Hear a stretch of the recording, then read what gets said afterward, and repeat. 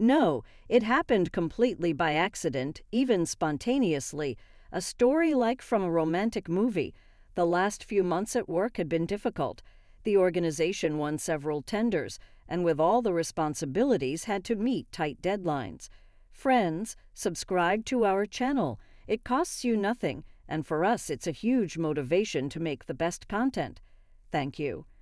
I used to come to the office in the morning and leave late at night, sometimes even at night. One day, as usual, I stayed late at my desk in a hurry to finish a report that needed to be submitted to the strict and demanding senior partner of the company. I was sitting there thinking that the office was completely empty when suddenly I heard some rustling from the kitchen, as if someone was sneaking around. I was so scared. We had problems with the alarm system. Sometimes it didn't go off, and the guards weren't always around. All kinds of scenarios were running through my head. I tried to walk as quietly as possible to the door to the kitchen, peering in with one eye to see what was there. It turned out to be our boss, James. He had forgotten an important folder in his office, and he needed it for an important meeting across town the next morning.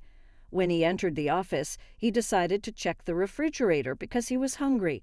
He was standing there holding a fork in one hand and smiling. He called me over for tea and some candy, wanting to make it up to me for scaring me half to death.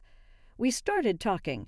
We had never had anything in common between us, a purely professional relationship, only occasional greetings and goodbyes. We'd worked together for years without a hint of flirting or anything else. But as we talked, I realized that he wasn't as stern and aloof a person as I had thought.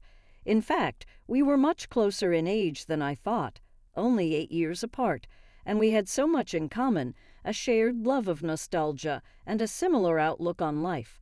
The conversation flowed easily, and before we knew it, hours had passed. We talked about everything, our childhood memories, families, dreams, and even fears. It felt like we were old friends reunited after years apart. He talked about his painful divorce, and I was genuinely surprised. No one on the team knew or even suspected that he was married. To all of us, he seemed like a perpetual bachelor, a workaholic who lived for work. But here he was vulnerable and candid, sharing his fears and regrets. He told me about how hard his divorce had been for him, how he had tried to mend the relationship, but in the end he realized that it would be better for both of them to part ways. He talked about the loneliness that followed, the struggle to maintain visibility at work, and how hard it was for him not to let his personal life affect his professional behavior. I listened, feeling a mixture of sympathy and admiration for him. It wasn't easy to open up like that, especially to a coworker, but he trusted me enough to share his story. The magic of that night stayed for a long time. In the morning, James left for a meeting, and I headed to the bathroom to smudge the dark circles under my eyes, hoping no one would guess that I'd spent all night at work. I couldn't help but smile as I replayed our conversation in my head.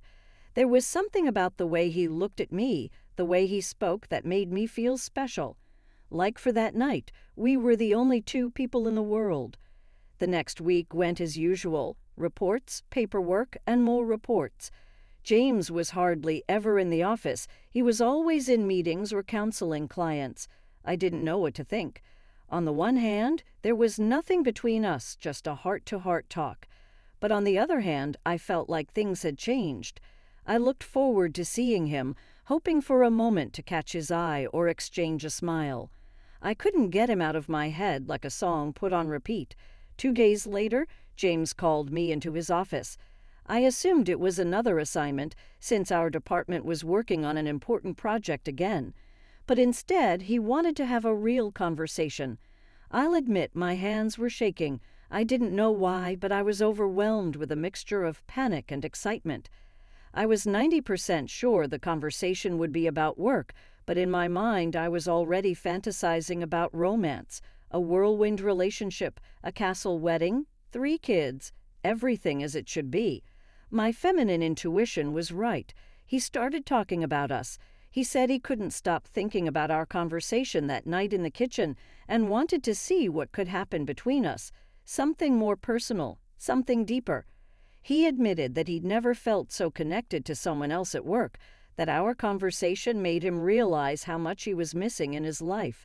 He said he wanted to take a risk to explore what was between us. As he spoke, my heart was pounding and I could feel my face reddening. It was like a scene from a movie when the world disappears and you're left alone, standing on the edge of something new and exciting. And so it began. Boss and subordinate, just like in the movies. But it wasn't without its challenges. We had to be careful, to remain cautious. It was the furtive glances in the hallway, the secret smiles during meetings, and the late-night texts that made my heart race. We would stay up late after everyone had left to be alone. There was some kind of high in the secret, a sense of adventure that made everything more intense. But it wasn't just the excitement. There was a real connection between us, something beyond the roles we played at work. We talked about our hopes and fears, our past and our future. We supported each other on stressful days and celebrated small victories together. It felt like we were building something real, something that could last. In the morning, James would leave for his meetings and I would return to my desk, trying to act like nothing had happened.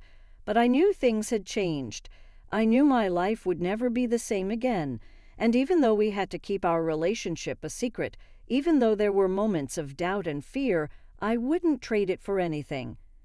But that's another story for another time.